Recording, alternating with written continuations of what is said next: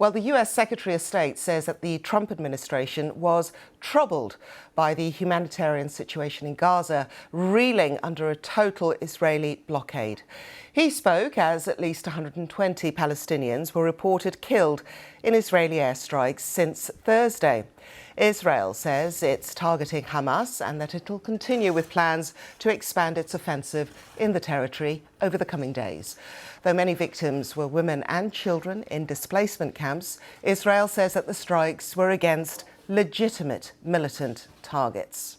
Mohammed Taha is from BBC Arabic, and he has more on the Israeli strikes that continue across Gaza. In Gaza, on the south in Khan Yunis and Rafah, and on the north in Jabalia, Beit Lahia and Beit Hanun. And I can say comfortably, Lokwesa, that however, Israel announced that they will start expanding the military operation in Gaza on Sunday. This expansion started from last night. So the reports are coming from Gaza, from the north, are telling us that the Israel ground forces are advancing towards Jabalia, Beit Lahia. They are asking the women to be separated from men, arresting some men, and then expanding the operation this way, asking the people to evacuate the north, including Al-Shifa Hospital north in the city of Gaza and the Islamic University in the north as well, where there are many displaced people are there. I mean, some of the descriptions on social media and also being reported of the results of those strikes, I mean, are really quite upsetting, particularly on the medical camp. What has the United States, Marco Rubio, said on this matter so far? Indeed, he said that the United States is troubled, but apparently troubled is not enough, as the United States this trouble that the United States is feeling is not pushing them to take a tougher stance towards the Israeli Prime Minister Benjamin Netanyahu and his willingness to continue this war without any hope to reach ceasefire, to release the hostages.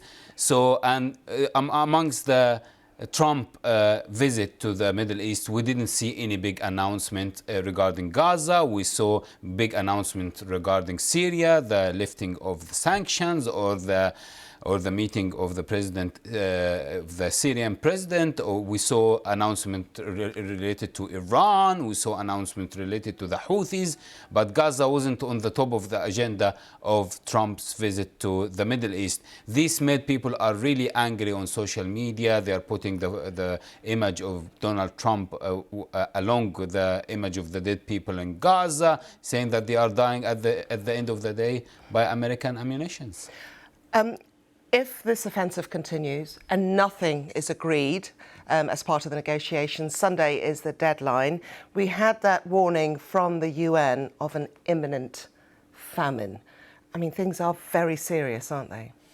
Well, the people in Gaza are in more than few weeks, they don't get any aid, any food, any clean water, or any medical equipment. This is not a secret. This is not something under the table. This is something that the Israeli government are announcing. Now the position of the Israeli government and the US government is that a private company should take over the distribution of the aid in Gaza.